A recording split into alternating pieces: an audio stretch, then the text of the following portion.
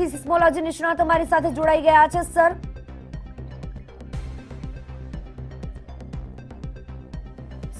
Sir कहां पे भूकंप की जानकारी मिल रही है और कितनी तीव्रता की जानकारी मिल रही है?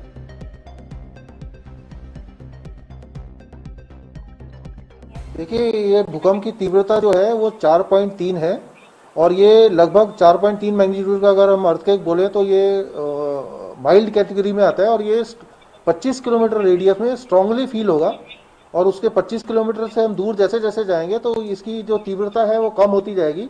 तो जनरली इसका जो भूकंप का उद्गम स्थान है वो राजपीपला से 30 किलोमीटर है और भरूच से 36 किलोमीटर है और दोनों के बीच में है और यहाँ से पास से एक राजपाड़ी फॉल्ट लाइन जाती है। तो इसका जो उद्गम है वो राजपाड़ी फॉल्ट की वजह से हुआ है और ये राजपाड़ी फॉल्ट जो है ये अभी कोई नया नहीं है, ये बहुत ही पुराना फॉल्ट है और इस फॉल्ट में पहले से ही छोटे छोटे भूकंप पहले से आते हैं और इसकी फॉल्ट लाइन के पास ही लगभग 3 अगस्त के आसपास एक 3 मैग्नीट्यूड का अर्थक्वेक भी आ चुका है। सर ये जो फॉल्ट लाइन सक्रिय हो रही है वो पुरानी है या नहीं है?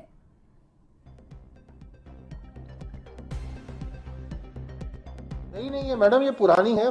राजपाड़ी फॉल्ट बहुत पुराना है और ये सक्रिय नहीं है, सक्रिय पहले से ही है। और ये जोन 3 में जो भी जोन 3 में जो जोन्स आते हैं वहां पर छोटे छोटे भूकंप ऑलरेडी आते रहते हैं, तो इसलिए कोई नया ऐसा कोई अनयूजुअल एक्टिविटी नहीं है। सर कौन कौन से एरिया में से अभी ये न्यूज मिल रहे हैं कि भूकंप का जो कंपन महसूस हुआ है?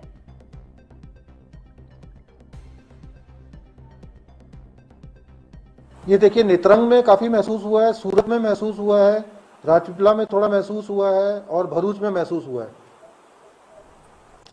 क्या बहुत बड़ी ये चिंता की बात है सर, क्योंकि दक्षिण गुजरात जो है, साउथ गुजरात में पहली बार इस तरह के भूकंप के समाचार आ रहे हैं।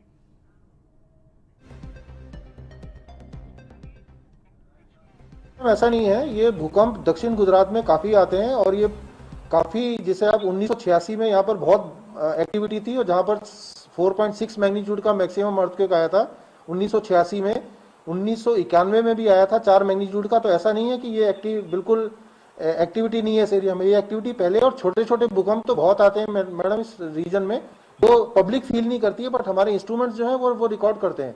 तो ऐसा कोई अनयूजुअल एक्टिविटी नहीं है। क्या ज्यादा ध्यान रखने की जरूरत, क्योंकि अब तक जब भी समाचार आते हैं ज्यादातर न्यूज दक्षिण गुजरात से नहीं आते, ज्यादातर न्यूज सौराष्ट्र और कच्छ की तरफ से आते हैं। सौराष्ट्र और कच्छ में ज्यादा फॉल्ट लाइन सक्रिय दिखी जाती है, तो यहाँ पे से क्या ज्यादा तकेदारी रखने की जरूरत है?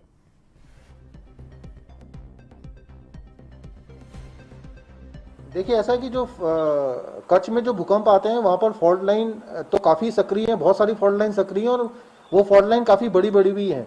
और कच्छ में ऑलरेडी 2001 में 7.6 मैग्नीट्यूड का अर्थक्वेक आया था, तो वो 7.6 मैग्नीट्यूड का अर्थक्वेक इतना बड़ा होता है कि उसने आसपास की जितनी फॉल्ट लाइन है वो सक्रिय कर दी थी।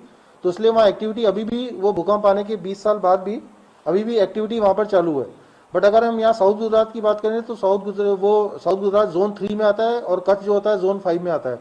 तो जोन 3 में ऐसे छोटे भूकंप और 4 मैग्नीट्यूड का अर्थक्वेक जो अगर हम बात करें तो हम ये कह सकते हैं अंदाजन कि 15 से 20 साल में 4 मैग्नीट्यूड का अर्थक्वेक उस रीजन में हमेशा आता है।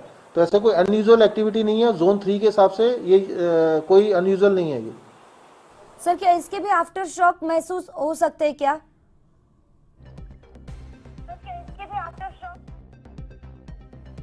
देखिए, ऐसा देखा गया है कि कोई भी बड़ा भूकंप आता है तो उसमें जनरली उसका जो आफ्टर शॉक आता है वो कभी कभी तो कुछ घंटों में आ जाता है, कभी कभी 1-2 दिन के अंतराल में आता है और इसकी जो तीव्रता होती है जनरली 1 यूनिट कम होती है। तो अगर हम देखें 4.3 इसका मैग्नीट्यूड है तो लगभग 3 मैग्नीट्यूड का कोई आफ्टर शॉक आएगा, बट इससे बड़ा कोई भूकंप आने की संभावना बहुत ज्यादा कम है। फिलहाल बहुत बहुत शुक्रिया हमसे बात करने के लिए।